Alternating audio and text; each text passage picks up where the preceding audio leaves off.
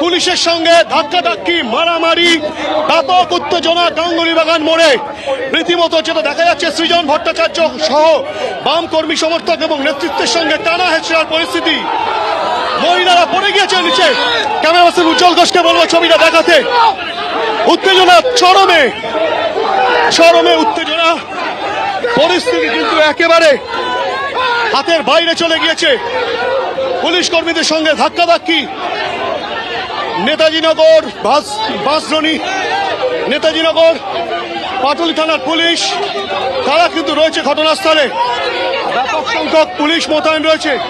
মহিলা অসুস্থ, যে চিত্র দেখাবো, মহিলা অসুস্থ একদিকে, অপরদিকে ক্যামেরা পার্সন উজ্জ্বলকে ঘোষকে বলবো দেখাতে ছবিটা, যে মহিলা রাস্তায় অসুস্থ হয়ে পড়েছেন, অসুস্থ হয়ে পড়েছেন মহিলা একজন কর্মী। এবং এক্ষেত্রে যে চিত্র দেখা যাচ্ছে, পুলিশ এবং বাম কর্মী সমর্থক নেতৃত্বের সঙ্গে খণ্ডযুদ্ধ একেবারে গাঙ্গুলিবাগান মোড়ে। আক্রান্ত সৃজন ভট্টাচার্য সহ সিপিএম এর অন্যান্য কর্মী সমর্থকেরা। আরেকবার দেখাবো যে টানা হিচড়ার পরিস্থিতি, টানা হিচড়ার পরিস্থিতি রয়েছে। এক মহিলা অসুস্থ হয়ে পড়েছে। সৃজন, কি তৈরি হলো? কি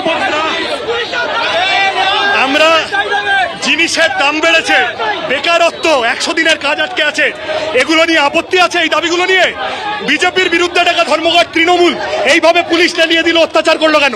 আমায় মেরেছে, অসুবিধা নেই, মহিলাদের ওপর পুরুষ পুলিশ এই অত্যাচার করলো কেন যাদবপুরে? এটার উত্তর যাদবপুরের মানুষ দেবে, ওদের এটা ফল ভুগতে হবে। এই পুলিশ, এরা তৃণমূলের, এদের মালকিন হচ্ছে চালচোর আর এরা টায়ার চোর।